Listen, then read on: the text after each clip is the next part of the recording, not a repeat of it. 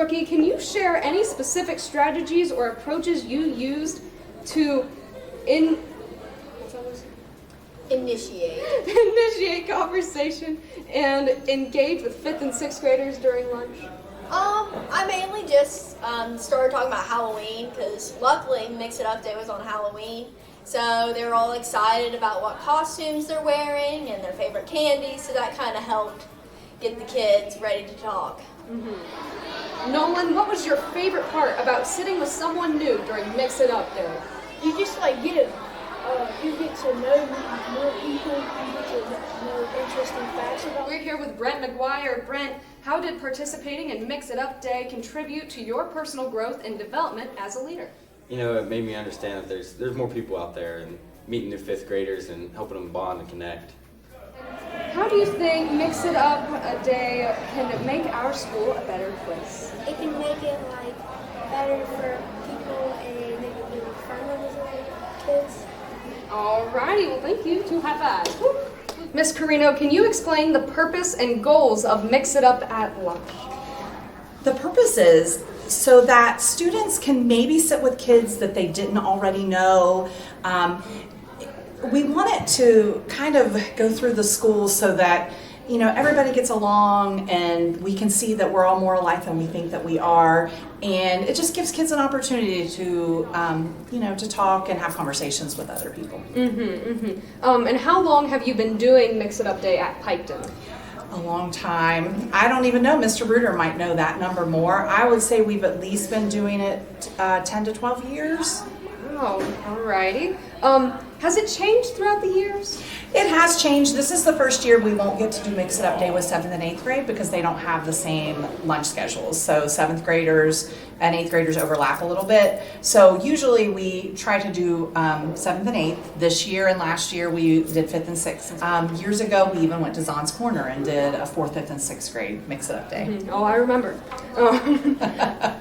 Can you share any success stories or positive outcomes from previous Mix It Up Days in our school? I liked that our National Honor Society kids and some of our best students get to talk to them because I think that it gives those younger kids goals of what they want to do and what they want to be in the school. And if they can see the kids that are the athletes and the kids in band and the kids in musicals, then I think it also encourages them.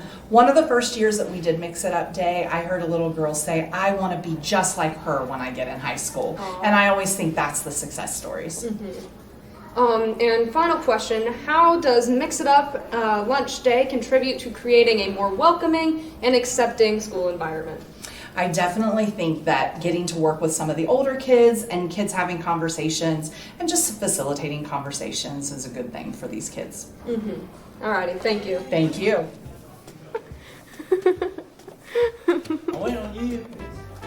Excuse me, ma'am, I have a question for you. How do you think Mix It Up Day can continue to have a lasting impact on our school and community?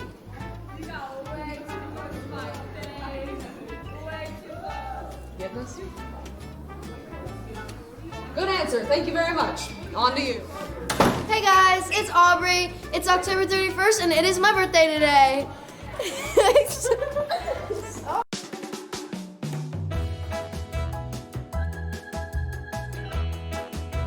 Left the biggest impact on you? Michael Jackson. Who has left the biggest impact on you? Mr. Teeters. Who has left the biggest impact on you? Probably my math teacher in 2nd grade. What do you struggle with the most? Focusing. Okay. What do you struggle with most? Mr. Carito's class for music theory. I'm struggling really big with due dates and whatnot. Like, it's hard for me to,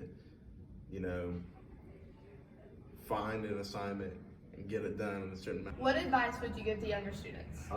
Just give it your all, man, Day in and day out, just give it your all. That's all I gotta say.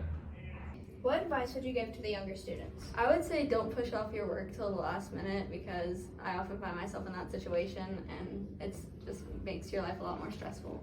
What advice would you give to the younger students? Make sure they start with good study habits early, because as they get up into the upper grades, they're going to have, a couple hours of homework or an hour of homework a night, and they're going to have to make sure they put that in time slots and get things organized and make sure they can study and get good grades. Mrs. Klink here, what sport or sports did you play in high school? I was in track and cross country. All right. Yep. And then for the second question, what was your favorite memory you had while doing your sport?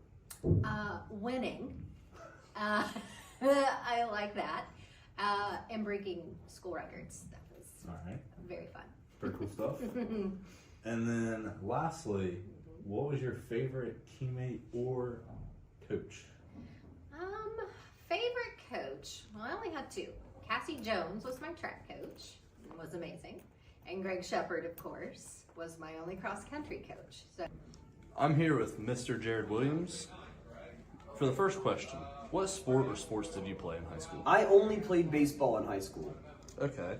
And what was your favorite memory playing baseball? One particular night, when I was a sophomore, we were playing Southeastern, and there was some sort of field trip, so some of the starters weren't there on varsity, so I had to play. And I ended up making 2 great catches in the outfield, got 2 hits and a stolen base, and that was pretty much the highlight of my baseball career, and it was all downhill from there. That's a great memory.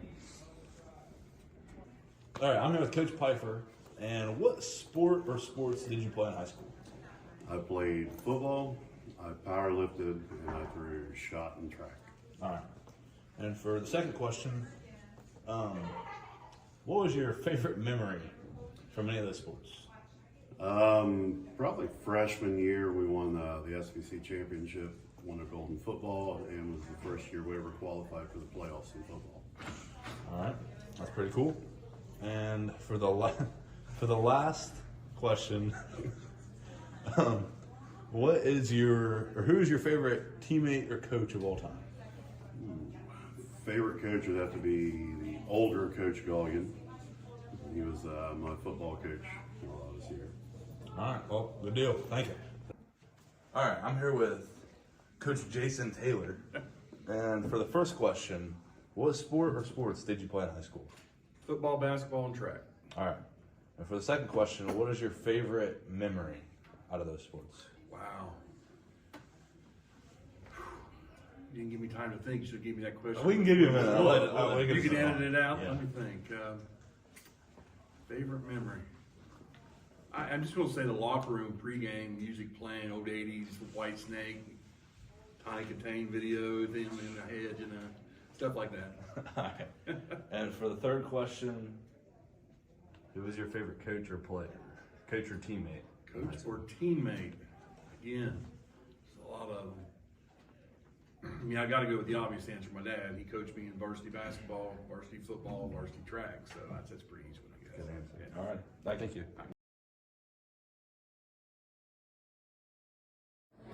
How has the COVID-19 pandemic affected your school experience, and what have you learned from it? I think the pandemic has affected my school experience negatively and positively because it gave us time away from our closest friends, and it separated us, and it kind of made us feel lonely and stuff. And there's a lot of segregation now, between the students because we weren't together all the time. Are there any positive aspects or lessons you've learned from the pandemic experience? I think one thing that's most important is to realize that what you have and be grateful for it, and the time that you get to spend with everyone else and away from friends is tough. So. How do you feel about wearing masks and practicing social distancing in school and public spaces? I personally didn't like it very well, but I think if there's a risk, I think you should. But I personally didn't like it, but if it was for the safety of others, I would. Are there any positive aspects or lessons you've learned from the pandemic experience? No. How has the COVID-19 pandemic affected your school experience, and what have you learned from it? I've learned to make sure to stay sanitary a lot. I always have hand sanitizer on me because I don't like to be sick, and I think it also has affected a lot of kids' mental health, because they've been on phones a lot during the pandemic, and I think that can affect it. Are there any positive aspects or lessons you've learned from the pandemic experience? No. Are there any positive aspects or lessons you've learned from the pandemic experience? To always keep sanitizer